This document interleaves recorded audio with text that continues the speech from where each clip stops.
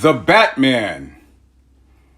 Or Batman, or is it the Batman? I don't get that. Either that's neither here nor there, but a whopping 128.5 million last weekend in its debut.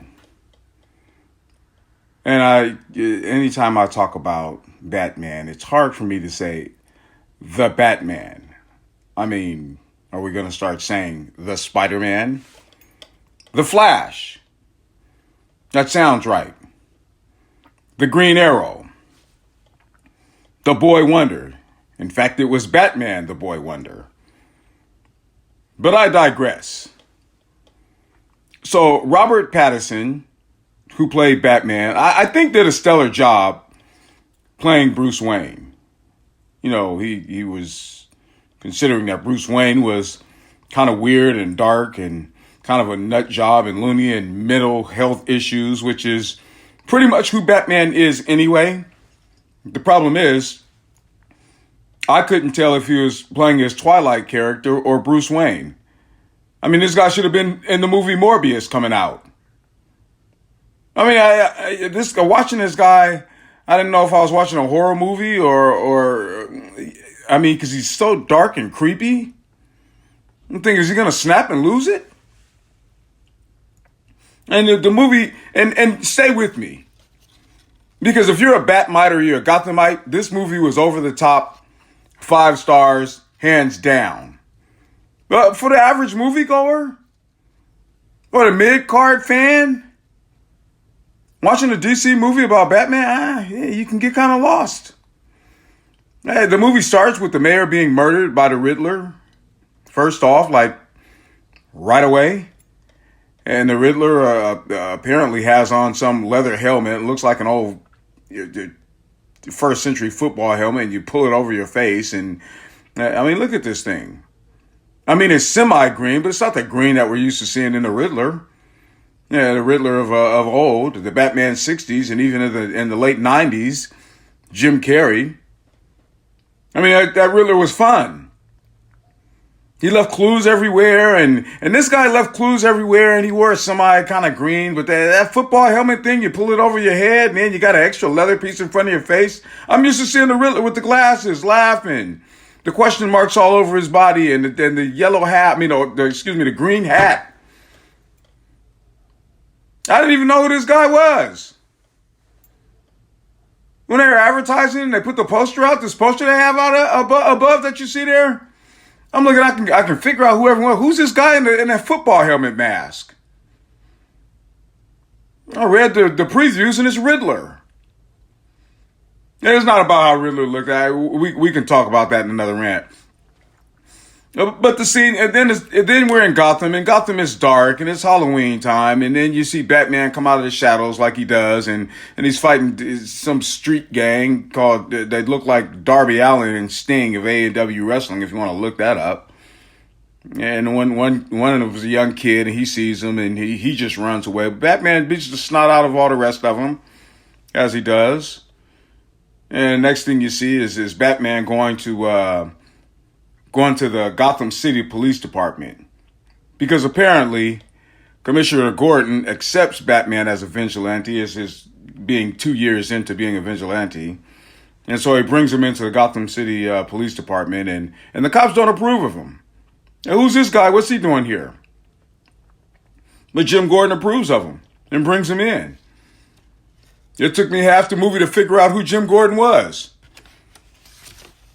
I forget the actor's name, but he's played by an African American. Jim Gordon's a black guy. I thought it was Lucius Fox. I understand the diversity in these movies, but come on. Anyway. So,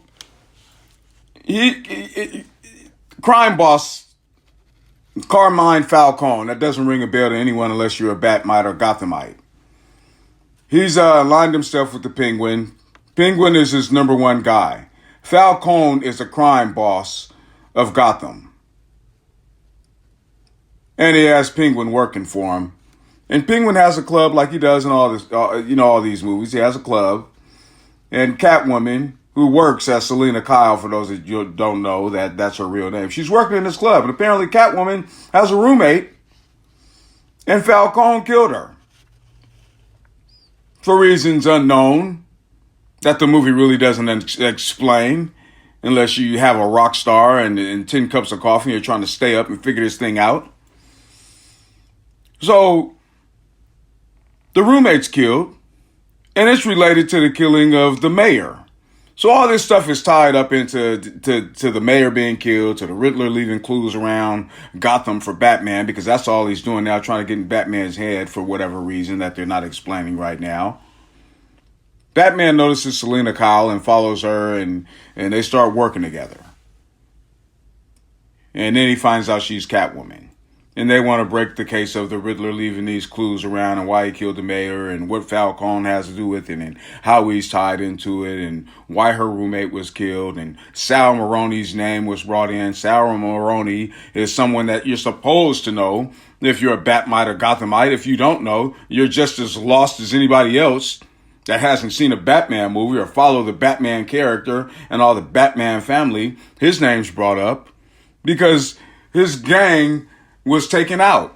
Sal Maroni butts head with Carmine Falcone in Gotham, the two biggest crime bosses, and for whatever reason, they want to question Penguin about what's going on with the murder of the mayor and the murder of this girl, who happens to be Selena Kyle, Catwoman's roommate. Is anybody still following this? I mean, for Pete's sake.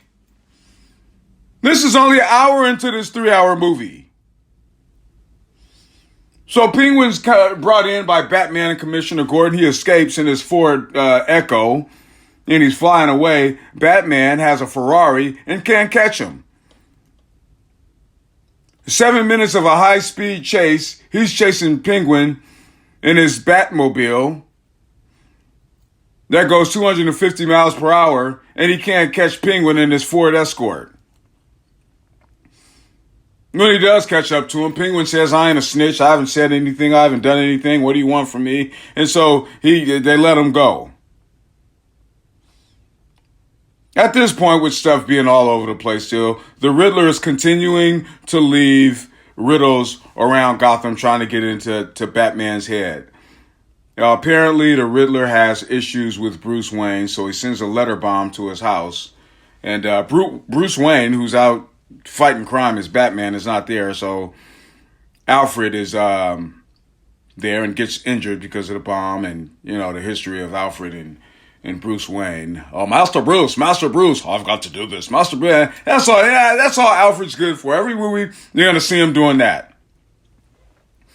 So it starts getting interesting because the Riddler is still trying to make Batman crazy and leave riddles and gets in his head and leaves videos and clues about who Thomas Wayne, his father, was. His father was running for mayor of Gotham, and apparently Thomas Wayne's wife, Martha, was a sick, crazy lunatic with mental health issues, and he didn't want him to get out because he was running for mayor. So some journalist is going to expose him so he doesn't win mayor of Gotham, and Bruce Wayne's dad, Thomas Wayne, hires a crime boss, Falcone, to scare this guy. Well, Falcone kills him. Well, Thomas Wayne's like, hey, I didn't want you to kill him.